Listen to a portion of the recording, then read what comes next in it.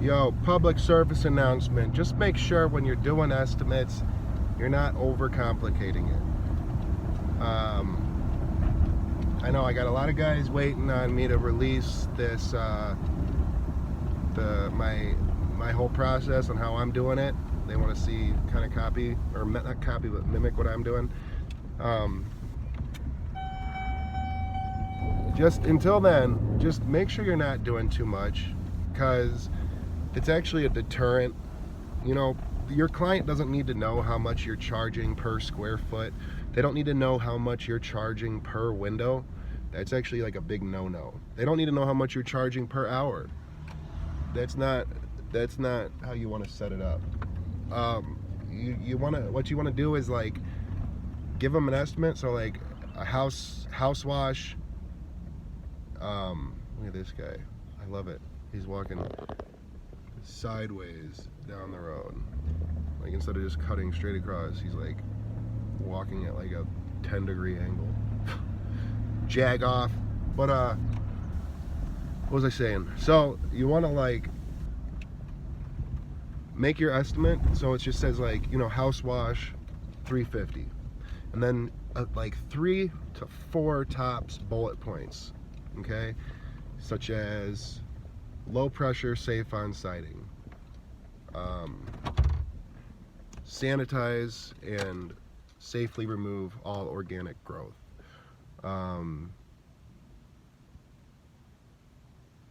includes gutter line, from the face of the gutters all the way to the ground, porch enclosures, includes everything except the roof, that, and then that's it. And then maybe like if there's a special note for the job, like it's a particular job that's maybe they got a detached garage, right?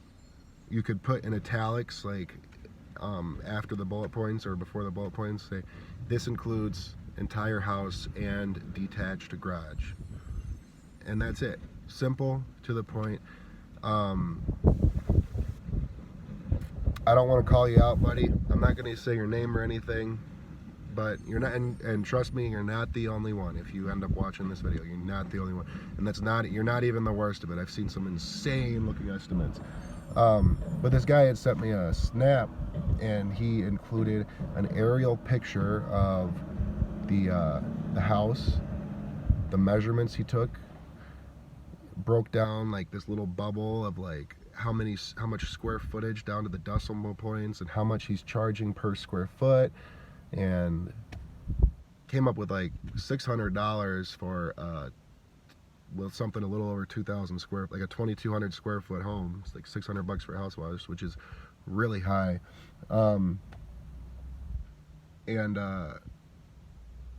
They don't need to see all that. They don't need to know all that.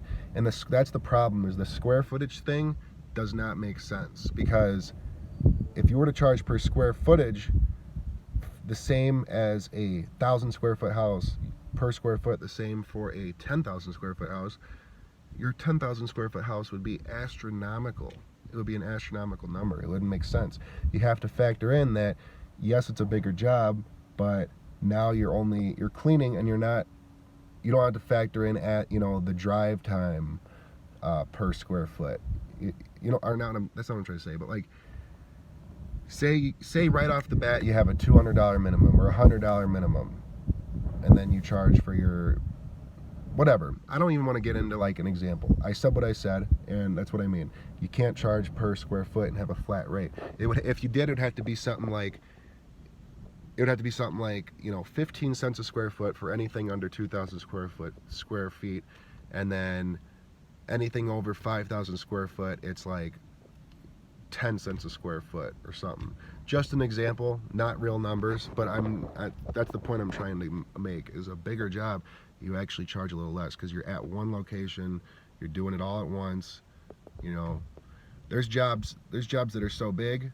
Here's a great example. There's jobs that I've done that are so big, if I use the same formula and charged for the job, it would end up like a $4,000 or $5,000 job. But realistically, I know that we can get this job done in a day, no problem. You know, we might be done by 3 o'clock. It's a big job, yes, but we're going to get there early. We're going to have everything set up. We don't have to pack everything back up and move to another job. We're going to, you know, strategically attack this where, you know, someone's always doing something. We're going to be done by 3 o'clock. You know, my goal is, you know, a great day would be like $2,000 or $2,500 a day per vehicle. So if I got one crew out there and they can get it done, I'm just gonna say, you know, $2,500. Even if it, you know, if with my formula it comes out to $4,000, if I know I can get it done in the day, I'm gonna get my full solid day. We're gonna be good. Now, if I can get it done in a day with 2 crews, then it would be like a $5,000 job, right? Just ballparking. So I hope that clears up some estimate things. You know, don't feel like I'm attacking anybody, because trust me, I went through the same thing when I was doing estimates. I wish I could pull up some of my old estimates. When I did estimates, I wrote them on notebook paper when I first started. I gave a huge estimate to a car dealership with 4 pieces of notebook paper, copied notebook paper, scanned and then emailed to them on notebook paper, hand wrote. Broke down how much I was charging per window for the dealerships. Oh, it was so embarrassing. I wish I could go back in time.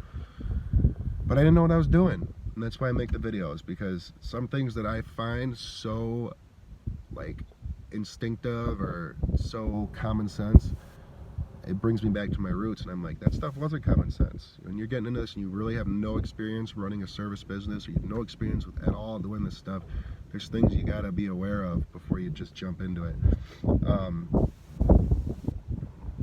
Again, and then even as I got the customer factor, I saw the features, and my estimates were like huge. Like I would select a house wash, and then the detail, like the description of the house wash or window cleaning. Here's a great example for the window cleaning.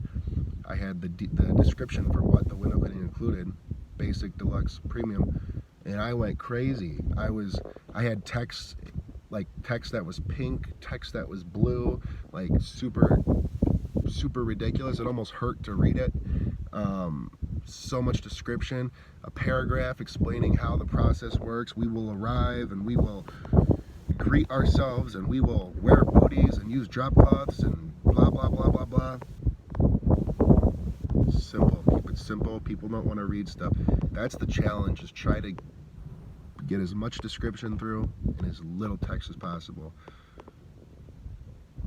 Yours truly, Mr. Lang. Subscribe to the channel. If you don't, you're dead to me. Simple as that.